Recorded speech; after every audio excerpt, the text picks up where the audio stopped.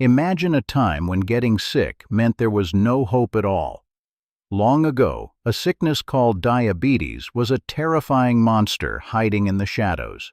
If a young child caught it, it was an absolute death sentence. Families had no medicine to fight back, no magic pills, and no special treatments.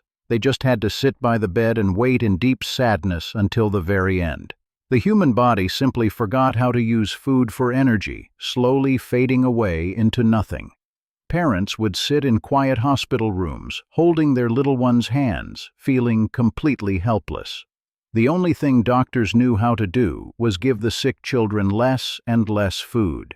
It was a heartbreaking starvation diet that made the children incredibly weak. Mothers and fathers watched their babies grow thinner every single day. They prayed for a hero to walk through the door, but no hero came. The brightest minds and the most famous scientists in the world had tried to stop this monster, and every single one of them had failed. The world desperately needed a new kind of thinker. It needed someone who did not know the rules well enough to follow them. Sometimes the biggest problems in history are not solved by the smartest experts in giant, shiny laboratories. They are solved by people who are just stubborn enough to try something completely crazy. Enter Frederick Banting. He was not a famous, wealthy scientist with a wall full of awards. He was just a regular town doctor with a failing business and empty pockets. In fact, he had zero experience in big, fancy research. But one cold night in the fall, he could not sleep. He was reading a boring medical book in bed when a wild, lightning bolt idea popped into his head. At 2 a.m, Banting grabbed a piece of paper and scribbled down his crazy thought. He believed there was a hidden juice inside an animal organ called the pancreas. If he could just trap that juice and clean it, maybe it could save lives. He was so excited that his hands shook. He knew he had to test this idea, no matter what it took and no matter who laughed at him. Banting traveled to a big university and begged a famous, grumpy professor for help. The professor thought Banting was foolish and told him to go away. But Banting would not take no for an answer. He stood his ground. Finally, just to make him leave, the grumpy professor gave him a tiny, dirty room at the very top of a building, a few dogs to test on, and one young helper. He needed someone who knew how to test blood, so he got a college student named Charles Best. Best was very smart and hard-working, but he was only 22 years old. Together, these two formed an incredibly unlikely duo. They were just regular guys, a broke doctor and a young student trying to slay a giant dragon. They rolled up their sleeves, cleaned the dusty tables, and got to work. Their big adventure started in the boiling hot summer of 1921. They worked in that tiny room right under the roof, where the sun beat down all day long. The room smelled terrible, and the heat was absolutely awful. Finding a cure is a very messy process, filled with dirty hands, broken glass, and ruined tools. They sweat, they argued, and they barely slept at all. The team faced failure after painful failure. Banting stumbles through his early tests, ruining the special juices he was trying to collect from the animals. Sometimes the dogs they were trying to help got even sicker. The work was so frustrating that most normal people would have quit on the very first week. But Banting and Best kept picturing the sad faces of those sick children in the hospital beds. Banting soon had no money left to his name. He even sold his own beloved car just to buy enough food for the dogs in their lab. He wore old, dirty clothes and ate cheap meals, but he did not care about being poor or tired. He only cared about the golden juice hidden inside the pancreas. He carefully tied off the little tubes inside the animals, waiting patiently for the magic liquid to pool up. Then, a magical moment finally happened.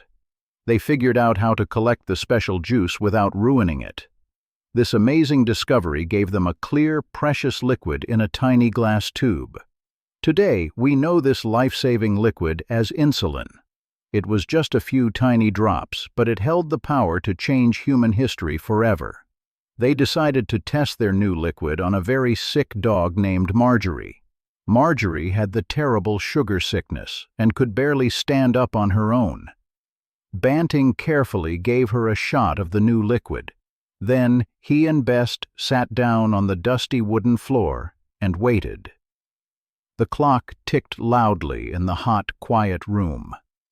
In just a few hours, Marjorie lifted her heavy head. She blinked her eyes, looked around, and then she stood right up and wagged her tail. Banting and Best hugged each other and cheered loudly. The juice actually worked. It gave Marjorie her energy back. The dark shadow was lifted, but helping a dog was only the first tiny step on a very long road. The incredible news traveled fast. The grumpy professor suddenly paid very close attention to the messy attic. The tiny room was no longer a joke to anyone.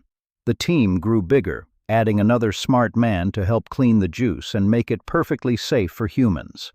They worked through the freezing cold winter, turning their messy liquid into pure, clean medicine. A 14-year-old boy named Leonard was fading fast in a big city hospital. He weighed only 65 pounds and could not get out of bed. His parents were crying, knowing the sad end was very near. Banting and his team brought their precious glass bottle to the hospital room. With shaking hands, they gave Leonard a shot.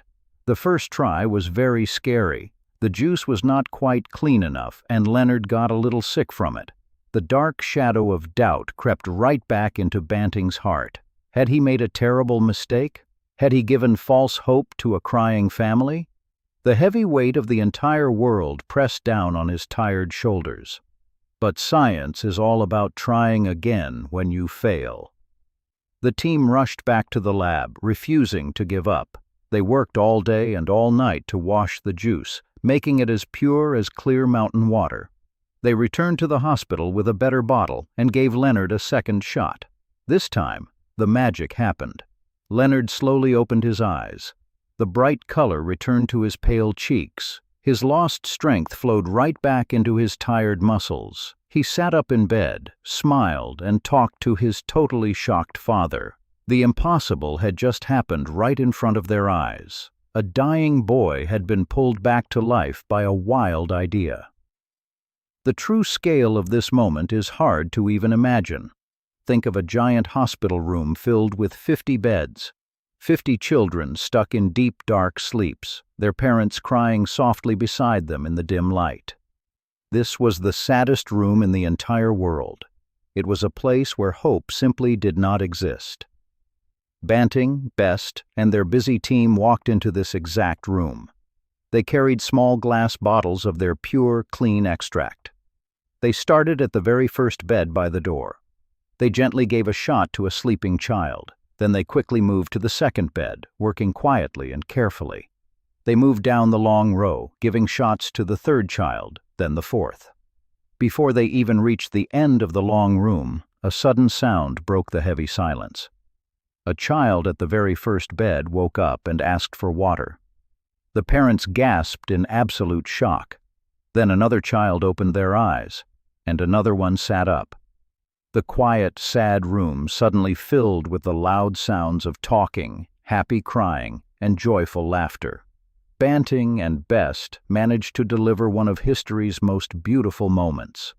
The room of deep sadness turned into a room of bright, shining joy. What happened in that room was a true wonder of the world. It was one of the most immediate medical miracles ever seen. A disease that used to be a total nightmare was suddenly tamed. The scary monster had been completely defeated by a doctor with no money and a young college kid. Letters of joy poured in from all over the wide world. Mothers wrote beautiful notes to thank the two men who saved their babies. Pictures arrived in the mail showing healthy, smiling children riding bikes and playing games in the sun. These were children who were once at death's door, now full of life and energy. The ripples of their work spread far and wide, reshaping understanding. Humanity's curiosity continued its relentless march. The way we think about medicine and the human body shifted completely, opening doors to even more amazing discoveries. A huge, famous prize called the Nobel Prize was given to Banting and the grumpy professor. But Banting was furious that his young friend Best was left out of the big reward. In a beautiful act of true friendship, Banting gave half of his prize money to the college student. He knew they slayed the dragon together, side by side. They also did something incredibly kind for the whole world. They did not keep the secret to themselves. They did not try to get rich and buy giant houses. They sold the special rights to make their life-saving juice for just $1. They wanted every sick child on Earth to have it, no matter how poor they were. Today, millions of people live long, happy lives because of that hot summer in a dusty room. People carry tiny pumps and pens, living proof of a wild idea that worked. The monster still exists, but it is firmly locked in a cage. People can live their lives freely, playing, running, and dreaming. The story of this incredible juice reminds us that answers can come from anywhere. You do not need a fancy title or a giant laboratory to change the world. You just need deep curiosity. You need the courage to ask a silly question in the middle of the night when everyone else is sleeping. You need the grit to keep going when your hands are dirty, you are tired, and nothing seems to work. A doctor with a failing business and a college kid proved that to the universe. They faced an unbeatable giant and actually won. They brought bright light into the darkest hospital rooms. The journey of science is not always neat and tidy. It is full of mistakes, bad smells, ruined tests, and long, hard nights. But sometimes, at the very end of all that messy struggle, you find true magic. And that magic has the power to save the world.